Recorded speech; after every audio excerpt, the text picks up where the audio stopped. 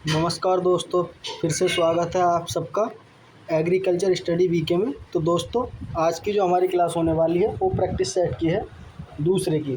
दोस्तों, अगर आपने पिछला हमारा प्रैक्टिस सेट नहीं देखा है तो आप एक बार हमारे यूट्यूब पर जाकर देख सकते हैं। कृषि परिचय यानी कि इंट्रोडक्शन, जो एग्रीकल्चर की बेसिक चीज़ें हैं उनके क्या प्रैक्टिस सेट है। देखो, आपने अच्छी तरह से क्या आपकी तैयारी तो होगी ही, तो इसलिए क्या हम क्या है प्रैक्टिस सेट लेकर आए हैं आपके लिए। ठीक है दोस्तों, क्या प्रैक्टिस सेट लेकर आए हैं किसके लिए? यूपीएससी एजीटीए की वैकेंसी है 2024-25 वाली। ठीक है, जो इसका क्या अभी एग्ज़ाम नहीं हुआ है और एग्ज़ाम की डेट क्या जल्दी आने वाली है। तो इसलिए आप इस तैयारी को अपनी मजबूत रखें और हमारे साथ चैनल पर जुड़े रहें। तो दोस्तों, अगर आप इस चैनल पर पहली बार विजिट कर रहे हैं एग्रीकल्चर स्टडी वीके में, तो आप हमारे चैनल को सब्सक्राइब कर लें, बेल आइकन दबा दें, जिससे आने वाली हर एक वीडियो का नोटिफिकेशन आप तक क्या टाइम से पहुंच जाए। तो दोस्तों, अगर आपको ये पीडीएफ चाहिए तो 9528 63 90 99 पर इस पर मैसेज करें, बिल्कुल फ्री ऑफ कॉस्ट के आप पीडीएफ पा सकते हैं। शर्त एक है, आप इस चैनल को शेयर करें और अपने दोस्तों तक ज़्यादा से ज़्यादा शेयर करें। ठीक है दोस्तों, तो दोस्तों आज का हमारा प्रश्न है 35। इससे पहले वो प्रश्न थे हमने 34 प्रश्न उसमें करा दिए थे। ठीक है, वाई मिस्टेक वो है क्या है, एआई में कन्वर्ट हो गई है वीडियो।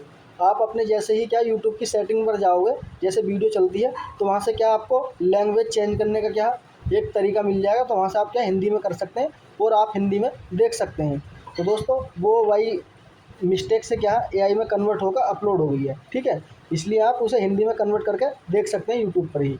तो आज का हमारा पहला प्रश्न है 35। ठीक है, इसमें भी क्या हम 35% के आसपास क्या देखने वाले हैं इस वीडियो के अंदर। ठीक है, आप इस वीडियो में बने रहें और एक बार लास्ट में बताएं कि आपका कितना स्कोर है। इस वीडियो के अंदर आपको हर सब्जेक्ट से एमसीक्यू मिलने वाले हैं, जो आपने एग्रीकल्चर में क्या पढ़ रखे हैं, बीएससी एजी में, जो आपने इंटर में। ठीक है, मिक्स क्रॉप है यानी कि मिक्स क्लास है ये सबकी।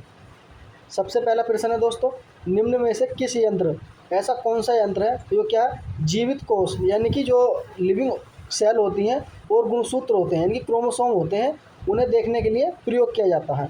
तो दोस्तों, पहला ऑप्शन है आपका क्या साधारण लेंस का प्रयोग करते हैं यानी कि सिंपल लेंस का प्रयोग करते हैं। दूसरा ऑप्शन है इलेक्ट्रॉन माइक्रोस्कोप का करते हैं, जो हमारा इलेक्ट्रॉन जो है माइक्रोस्कोप है उसका प्रयोग करते हैं। ऑप्शन नंबर सी है फेज काउंटर माइक्रोस्कोप का प्रयोग करते हैं। ऑप्शन नंबर डी है प्रकाश माइक्रोस्कोप यानी कि लाइट माइक्रोस्कोप का प्रयोग करते हैं। तो दोस्तों, इसका राइट आंसर हो जाएगा, मैं आपको बता दूं क्या होगा। इसका 35 का आपका आंसर हो जाएगा दोस्तों कितना, सी, यानी कि फेज काउंटर जो माइक्रोस्कोप है उसका उपयोग क्या करते हैं हम। ओके, उसके बाद अगला प्रश्न है दोस्तों 36। ठीक है, यानी कि आज का दूसरा प्रश्न, एक एंगस्ट्रॉम या एक इलेक्ट्रॉन जो सूक्ष्मदर्शी है उसे मापने की इकाई के बराबर होता है। तो दोस्तों, कितने होता है, 0.00 एंगस्ट्रॉम mm के बराबर, माइक्रोन के बराबर। एक होता है 0.01 माइक्रोन m के बराबर। ऑप्शन नंबर सी है 0.00 एंगस्ट्रॉम माइक्रोन के बराबर। उसके बाद है डी 0.0001 माइक्रोन एंगस्ट्रॉम के बराबर, माइक्रोन के बराबर। ठीक है दोस्तों, इसमें क्या है आपको 4 ऑप्शन दे रखे हैं। इसका जो राइट आंसर हो जाएगा आपका 36 का क्या हो जाएगा, ऑप्शन नंबर ए के बराबर क्या होता है, यानी कि ऑप्शन नंबर ए राइट आंसर हो जाएगा। अगला प्रश्न है दोस्तों 37। कह रहा है कि इलेक्ट्रॉन सूक्ष्मदर्शी में सजीव कोशिकाएं नहीं देखी जा सकती हैं, क्यों? जो इलेक्ट्रॉन है उसमें क्या हम जो माइक्रो ऑर्गेनिज्म है यानी कि जो माइक्रो के लिविंग ऑर्गेनिज्म है यानी सेल है, उन्हें नहीं देखा जा सकता। ऐसा क्यों कारण है कि क्या कारण है? ऑप्शन नंबर, इनमें क्या जल वाष्प क्या निकल जाता है और सूक्ष्मदर्शी का क्या निर्भरता अव्यवस्थित हो जाती है। ऑप्शन नंबर बी है इलेक्ट्रॉन से उत्पन्न ऊष्मा कोशिका के लिए क्या घातक होती है। ऑप्शन नंबर सी यह पारदर्शी होती है और इसलिए दिखाई नहीं देती हैं। ऑप्शन नंबर डी है इन्हें इलेक्ट्रॉन के क्या है वंड यानी कि बीन्स द्वारा क्या मार दिया, उसमें वैंस निकलती हैं, उसमें क्या किरणें निकलती हैं, उनके द्वारा ख़त्म कर दिया जाता है। तो इसका राइट आंसर हो जाएगा दोस्तों आपका पहला, यानी कि जल वाष्प के निकलती हैं और सूक्ष्मदर्शी को क्या अपरिवर्तित कर देती हैं। इसका राइट आंसर आपका ए हो जाएगा। ठीक है दोस्तों, उसके बाद अगला प्रश्न है दोस्तों, हाथों हाथ क्या कमेंट में बताते चले आपका आंसर। ओके, उसके बाद अगला प्रश्न है, एक कोशिका में पदार्थ के क्या मात्रक अनुमापन हेतु निम्न में से कौन सी तकनीकी है। तो दोस्तों, इसका राइट आंसर होगा आपका ऑप्शन नंबर है x ray crystallography. Option number B है spectrophotometry, option number C है autoradiography, option number D है क्रोमेटोग्राफी। तो दोस्तों इसका जो राइट आंसर होगा आपको मैं बता दूं 38 का क्या हो जाएगा, ऑप्शन नंबर वी। क्या हो जाएगा, ऑप्शन नंबर वी, यानी कि माइक्रो स्पेक्ट्रो फोटोमीट्री। ठीक है, इसके बाद अगला प्रश्न है दोस्तों, कह रहा है कि क्या कह रहा है कि फ्लूरेसेंस जो सूक्ष्मदर्शी का प्रयोग किस में क्या है, ओरेसन का जो किस में प्रयोग करते हैं। ऑप्शन नंबर 1 कोशिकाओं की संरचना का पता लगाने के लिए, ऑप्शन नंबर बी प्रकाश की किरणों में जो पर्यावस्था होती है पर्यावस्था अंतर का प्रयोग करके कोशिकाओं और उनके घटकों का सजीव अवस्था में क्या अध्ययन करने के लिए, ऑप्शन नंबर डी सी है रिजोल्विंग क्षमता को बढ़ाने के लिए, ऑप्शन नंबर डी है डीएनए की एक्स रश्मि डेफ्रिकेशन क्रम्स प्राप्त करने के लिए। तो दोस्तों इसका जो राइट आंसर हो जाएगा मैं आपको बता दूं 39 का क्या राइट आंसर होगा आपका, ऑप्शन नंबर ए राइट आंसर हो जाएगा। ठीक है दोस्तों, उसके बाद अगला प्रश्न है 40, कह रहा है कि इलेक्ट्रॉन सूक्ष्मदर्शी की खोज किसने की थी। दोस्तों बहुत ही सिंपल प्रश्न है, option number A Neil and Ruska ने की थी, ऑप्शन नंबर बी फ्लेमिंग तथा ब्राउन ने की थी, ऑप्शन नंबर सी स्लेडेन तथा स्वान ने की थी, ऑप्शन नंबर डी उपयुक्त में से कोई नहीं। तो दोस्तों हमारी जो इलेक्ट्रॉन सूक्ष्मदर्शी था वो सबसे पहले किसने खोजा था, तो वो खोजा था हमारे नील एंड रस्का, दो साइंटिस्ट थे, इन्होंने बनाया था यानी कि खोजा था, option number A. Schleiden and Schwann ने क्या डीएनए यानी कि डीएनए के क्या डबल स्टैंड के बारे में इन्होंने क्या बताया था। उसके बाद अगला प्रश्न है दोस्तों 41, कौन सा है 41, कह रहा है कि इलेक्ट्रॉन सूक्ष्मदर्शी द्वारा उपस्थिति ज्ञात होती है, किसकी होती है दोस्तों, ऑप्शन नंबर राइबोसोम की, ऑप्शन नंबर 2 केंद्रक की, ऑप्शन नंबर सी केंद्रिका की, ऑप्शन नंबर डी गुणसूत्रों की। तो इसका राइट आंसर हो जाएगा जो क्या होता है राइबोसोम, उनकी उपस्थिति क्या हम ज्ञात करते हैं, किससे, इलेक्ट्रॉनिक सूक्ष्मदर्शी होता है उसकी मदद से, ऑप्शन नंबर ए राइट आंसर हो जाएगा। उसके बाद दोस्तों अगला प्रश्न है 42, कह रहा है कि क्रिप्टोग्राफी की तकनीकी को किसने खोजा था। जो क्रिप्टोग्राफी थी उसकी ये तकनीकी थी, जो उसकी डिस्कवर थी वो किसने की थी। तो ऑप्शन नंबर ए क्या है स्वेट ने की थी, ऑप्शन नंबर बी है कौन सा जे नीगन ने की थी, ऑप्शन नंबर सी है कौन हमारा विल्किंसन ने की थी, ऑप्शन नंबर डी है स्वेडबर्ग ने की थी। तो दोस्तों इसका जो राइट आंसर हो जाएगा आपको मैं बता दूं 42 का राइट आंसर होगा दोस्तों आपका ए यानी कि स्वेट ने। ठीक है, ऑप्शन नंबर ए राइट आंसर हो जाएगा।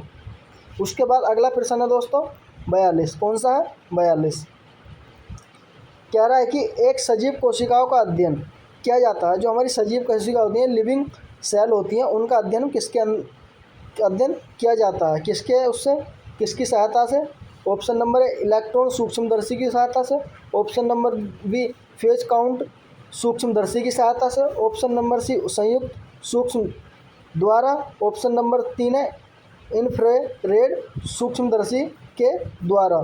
तो दोस्तों इसका राइट आंसर हो जाएगा आपका 43 का फेज काउंट्रेस्ट जो होती है सूक्ष्मदर्शी उसके द्वारा, यानी कि option number B right answer हो जाएगा। अगला प्रश्न है दोस्तों 44, कह रहा है कि हरित लवक के आंतरिक संरचना का भली भांति अध्ययन किया जाता है, किसके अंदर किया जाता है, यानी किस सूक्ष्मदर्शी के अंदर कर सकते हैं। ऑप्शन नंबर ए है फेज काउंटर सूक्ष्मदर्शी के अंदर, ऑप्शन नंबर इंट्राफेरेनस सूक्ष्मदर्शी के अंदर, ऑप्शन नंबर सी इलेक्ट्रॉन सूक्ष्मदर्शी के अंदर, ऑप्शन नंबर डी कंपाउंड जिसे इंग्लिश में बोलते हैं कंपाउंड माइक्रोस्कोप या सूक्ष्मदर्शी संयुक्त बोलते हैं सूक्ष्मदर्शी। तो इसका राइट आंसर हो जाएगा दोस्तों आपका सी यानी कि इलेक्ट्रॉन सूक्ष्मदर्शी के अंदर। ठीक है दोस्तों, उसके बाद अगला प्रश्न है, कह रहा है कि एक सजीव कोशिका का अध्ययन नहीं किया जाता। जो दोस्तों एक सजीव कोशिका है, जो ये फिर से आ गया, उससे पहले नहीं किया तब किया जाता है, नहीं किया जाता पहले किया जाता था। ऑप्शन नंबर ए प्रकाश सूक्ष्मदर्शी की मदद में, ऑप्शन नंबर ए संयुक्त सूक्ष्मदर्शी में, ऑप्शन नंबर सी है इलेक्ट्रॉन सूक्ष्मदर्शी में, ऑप्शन नंबर डी है इन सभी में से कोई नहीं। तो दोस्तों इसका राइट आंसर हो जाएगा आपका सी यानी कि इलेक्ट्रॉन सूक्ष्मदर्शी की सहायता में क्या नहीं किया था अध्ययन। उसके बाद अगला प्रश्न है 46 कह रहा है कि सेलुलोज की कोशिका वित्तीय होती है, उसका जो अभिरंजन किया जाता है, इनकी किससे अभिरंजन किया जाता है? ऑप्शन नंबर ए है क्या, मिलाइनिन ब्लू ने। ऑप्शन नंबर डी है सूडान ने। ऑप्शन नंबर सी है जिंक क्लोरा आयोडाइन ने। ऑप्शन नंबर डी है फ्लोरा ग्लोसिनोल ने। तो दोस्तों इसका राइट आंसर हो जाएगा, आपको मैं बता दूं, 46 का क्या हो जाएगा, option number C zinc chloro iodine. ठीक है, option number C right answer हो जाएगा। उसके बाद अगला प्रश्न है दोस्तों 47, कह रहा है कि इलेक्ट्रॉन माइक्रोस्कोप की जो विभेद क्षमता है, यानी कि कितने तक क्या उसे दिखा सकता है, उसकी विभेद क्षमता क्या है? 0.0 एंगस्ट माइक्रोन, 2 माइक्रोन, 0.0005 माइक्रोन, 0.005, मतलब ये इतने सारे जीरो लगाने के बाद तो दोस्तों इसका राइट आंसर हो जाएगा आपका, क्या हो जाएगा 47 का ऑप्शन राइट आंसर होगा आपका डी। ठीक है, कौन सा, option number D right answer हो जाएगा। ठीक, उसके बाद अगला प्रश्न है दोस्तों 48, कह रहा है कि इलेक्ट्रॉन माइक्रोस्कोप का प्रयोग किया जाता है, किसमें किया जाता है? ऑप्शन नंबर 1 कोशिका की संरचना को देखने के लिए। बार बार क्या घूम फिर के वही क्वेश्चन क्या लाए हैं जो आपको कंफ्यूज करने के लिए। दोस्तों इसी प्रकार के क्या क्वेश्चन आपके एग्जाम में पूछे जाते हैं घुमा फिरा के, क्योंकि आपको कंफ्यूज करने के लिए। ठीक है, ऑप्शन नंबर ए कोशिका की संरचना को देखने के लिए। ऑप्शन नंबर बी पूरे जीवन को पढ़ने के लिए। ऑप्शन नंबर सी कोशिका विभाजन के लिए। ऑप्शन नंबर डी परकरण के संरचना के लिए। तो दोस्तों इसका राइट आंसर हो जाएगा, मैं आपको बता दूं क्या हो जाएगा आपका, ऑप्शन नंबर ए राइट आंसर हो जाएगा इसका। ठीक है, यानी कोशिका की संरचना उसे देखने के लिए किस तरीके की संरचना है। उसके बाद अगला प्रश्न है दोस्तों 49, कह रहा है कि जो हमारा ट्रेसर जो तत्व है वो कैसा है, यानी कि क्या विटामिन है। ऑप्शन नंबर रेडियोधर्मी आइसोटोप है। ऑप्शन नंबर सी सूक्ष्म तत्व है। ऑप्शन नंबर डी बहुत तत्व है। तो दोस्तों इसका राइट आंसर हो जाएगा आपका ऑप्शन नंबर वी, यानी कि रेडियोधर्मी आइसोटोप है। ऑप्शन नंबर ए वी राइट आंसर हो जाएगा। उसके बाद अगला प्रश्न है दोस्तों क्या है 50, कोशिका की सीमा यानी कि बाउंड्री को जोड़ने के लिए ऊतकों में से एक सार होमोजाइनिक किया जाता है, तो कितने पर क्या उन्हें क्या किया जाता है? ऑप्शन नंबर है 0.m नमक के घोल में। ऑप्शन नंबर 2 1.0 m सुक्रोज के घोल में। Option number C 0.25 m sucrose के घोल में। Option number D 0.25 m NaCl के घोल में। तो दोस्तों इसका राइट आंसर होगा आपका 50 का क्या हो जाएगा, ऑप्शन नंबर सी, यानी कि 0.25 ml का क्या सुक्रोज का क्या घोल बना लेंगे, उसमें क्या करते हैं बाउंड्री का ऊतक। ठीक है, उसके बाद अगला प्रश्न है दोस्तों 51, क्या है, कह रहा है कि यदि एक पूर्ण ऊतक के घटकों का क्या पूर्ण जो ऊतक है उनके घटकों का ध्यानपूर्वक भिन्नता किया जाए, क्या उनसे क्या भिन्न यानी कि अलग किया है, तो कौन सा खंड जीवित कहलाएगा? तो दोस्तों ऑप्शन नंबर ए अंतःप्रादीपी जालिका। ऑप्शन नंबर बी कोशिका भित्ति कहलाएगी। ऑप्शन नंबर सी राइबोसोम कहलाएगी। ऑप्शन नंबर डी माइटोकॉन्ड्रिया कहलाएगा। तो दोस्तों इसका जो राइट आंसर हो जाएगा, मैं आपको बता दूं, ऑप्शन नंबर डी, यानी कि माइटोकॉन्ड्रिया। ठीक है, माइटोकॉन्ड्रिया क्या करता है, ऊर्जा का घर भी इसे क्या कहा जाता है, ये आपने अच्छी तरह से पढ़ा होगा कई बार। ठीक है, ऊर्जा का घर भी क्या कहा जाता है। ठीक है, यानी कि पावर हाउस भी क्या नाम से जाना जाता है। उसके बाद अगला प्रश्न है 52, कह रहा है कि भारत में जो वर्मी कंपोस्ट था, यानी कि केंचुए की खाद बनाने की विधि का विकास जो सबसे पहले किया था। तो दोस्तों ऑप्शन नंबर ए कौन सा, डॉक्टर मंगल राय ने। ऑप्शन नंबर डी है डॉक्टर MS रेड्डी ने। Option number C doctor MS Swaminathan ने। ऑप्शन नंबर डी है डॉक्टर SS इस्माइल ने। तो दोस्तों इसका राइट आंसर हो जाएगा आपका 52 का ऑप्शन नंबर बी, यानी कि डॉक्टर MM रेड्डी ने किया था। Option number B right answer हो जाएगा। उसके बाद अगला प्रश्न है दोस्तों 53, कह रहा है कि खरपतवार नाशी का प्रयोग वर्जित है, कब वर्जित है? ऑप्शन नंबर है तेज धूप में। ऑप्शन नंबर 2 जब बादल युक्त दिन हो तब। ऑप्शन नंबर 3 अंधकार में, उपयुक्त सभी।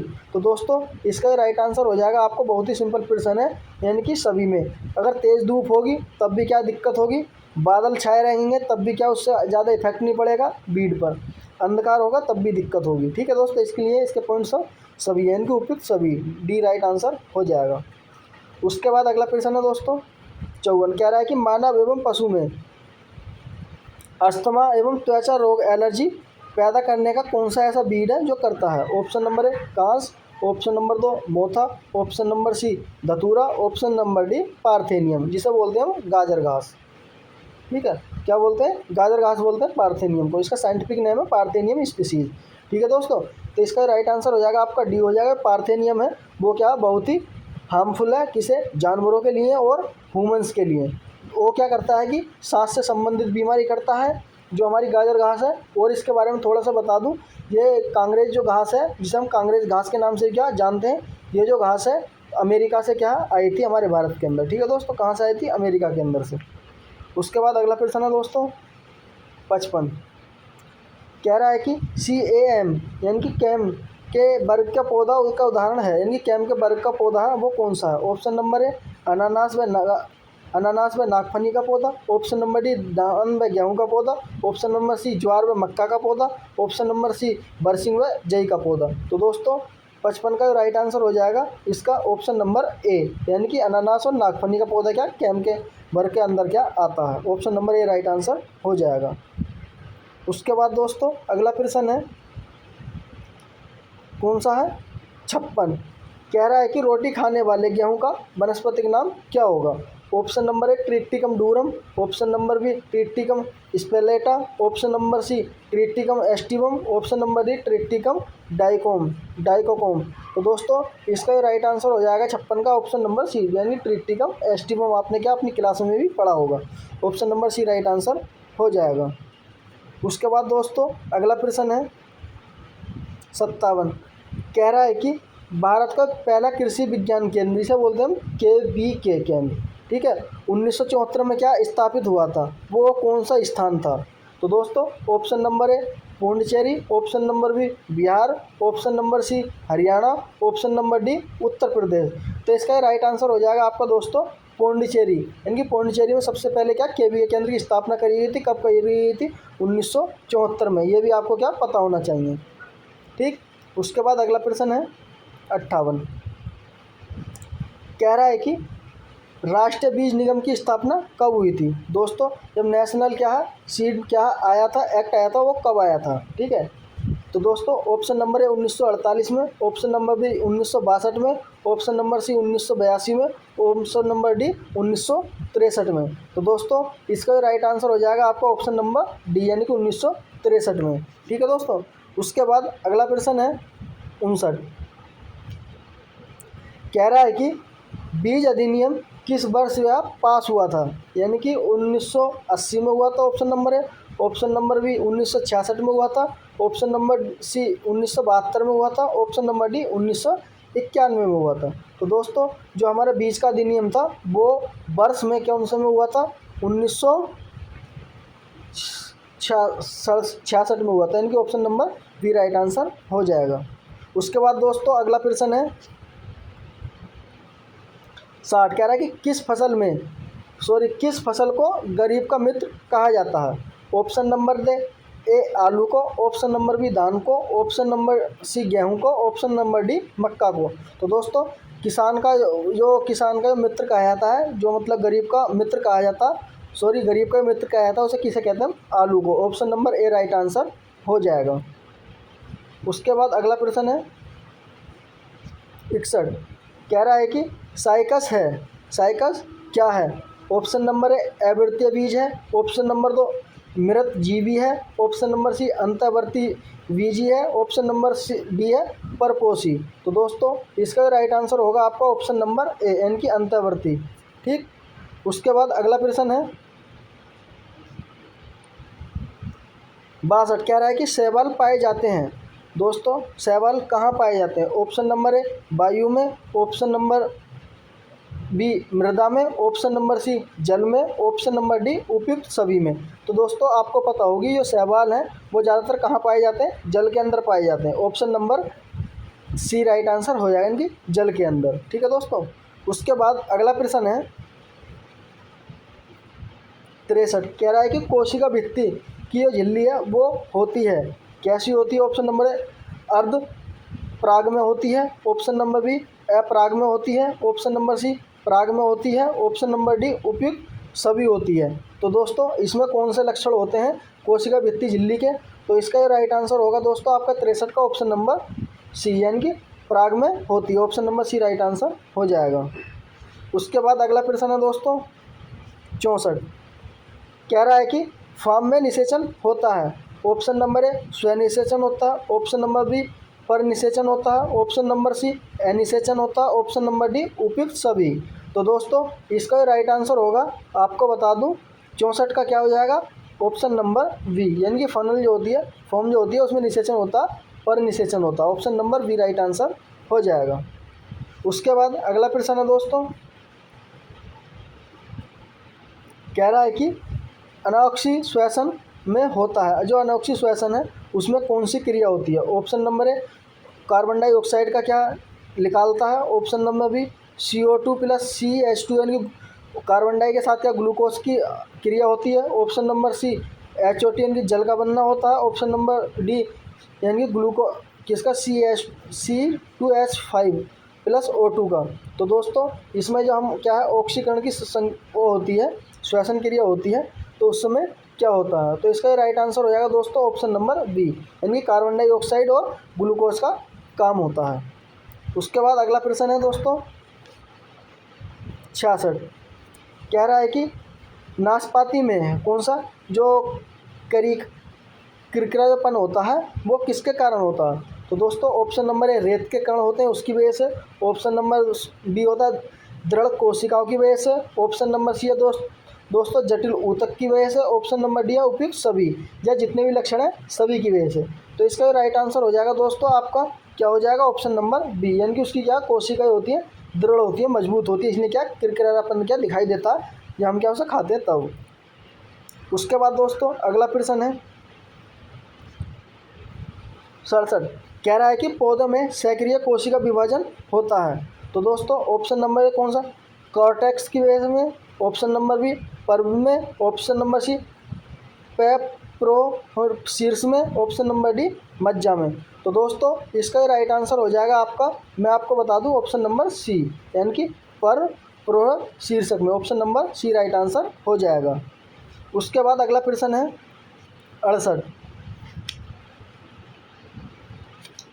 कह रहा है कि मध्य फटलिका में प्रचुर मात्रा में पाया जाता है। Option number cutin, option number 2 lignin, option number 3 pectin, option number D suberin. तो दोस्तों सबसे ज़्यादा मध्य पट्टिका होती है उसमें प्रचुर मात्रा में क्या पाया जाता है? तो इसका जो 68 का राइट आंसर हो जाएगा आपका ऑप्शन नंबर सी, यानी कि पैक्टिन की मात्रा ज़्यादा पाई जाती है। उसके बाद अगला प्रश्न है 69, कह रहा है कि संवहन मंडल के भाग हैं कितने हैं, कौन से हैं? Option number A xylem, option number 2 phloem, option number 3 cambium, option number D उपयुक्त सभी। तो दोस्तों 69 का राइट आंसर होगा, मैं आपको बता दूं क्या हो जाएगा हमारा ऑप्शन नंबर डी, यानी कि सभी क्या है संवहन मंडल के भाग हैं, जाइलम फ्लोएम और कैबियम। ठीक है। उसके बाद आज का लास्ट क्वेश्चन है दोस्तों, इससे पहली क्लास में हमने 35 प्रश्न देखे थे, इसमें भी क्या हमने 35 प्रश्न देखे हैं। तो दोस्तों आज का लास्ट क्वेश्चन है, इसका जो आंसर है आप ये कमेंट में बता कर जाना। ऑप्शन नंबर कह रहा है कि 70 कंपेटिव कुल है उसका पुष्पक्रम निम्न में से कौन सा होता है? ऑप्शन नंबर स्पाइक टाइप का, ऑप्शन नंबर 2 पुष्पक्रम को इंग्लिश की बात करते हैं तो इनफ्लोरेसेंस बोलते हैं दोस्तों, ऑप्शन नंबर बी सही एंथियम को, ऑप्शन नंबर सी कैबियम को, ऑप्शन नंबर डी उपयुक्त सभी। तो दोस्तों इसका जो पुष्पक्रम होता है निम्नलिखित में कौन सा होता है, इसका जो आंसर है आप ये कमेंट में बता कर जाना, और आप अपना स्कोर बताना कि आपके इन 35% में से कितने ठीक कर पाए।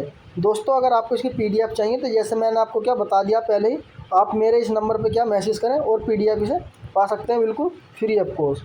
ठीक है दोस्तों, कैसे फ्री ऑफ कॉस्ट क्या आप इस PDF को पा सकते हैं, इस नंबर पर क्या भी मैसेज करें और इस PDF को पा सकते हैं। एक शर्त है, इस चैनल को अपने दोस्तों तक शेयर करें, बेल आइकन दबा दें, ठीक है, जिससे आने वाली हर एक वीडियो का नोटिफिकेशन क्या पहुंच जाए सब्सक्राइब करने के बाद। ठीक है दोस्तों, तो दोस्तों मिलते हैं इसी प्रकार की अगली वीडियो में, तब तक के लिए हमें इजाज़त दें, मस्त रहें और अपनी अच्छी तरीके से क्या तैयारी करते रहें। तो दोस्तों धन्यवाद, मिलते हैं अगली वीडियो में, तब तक के लिए हमें इजाज़त दें, थैंक यू।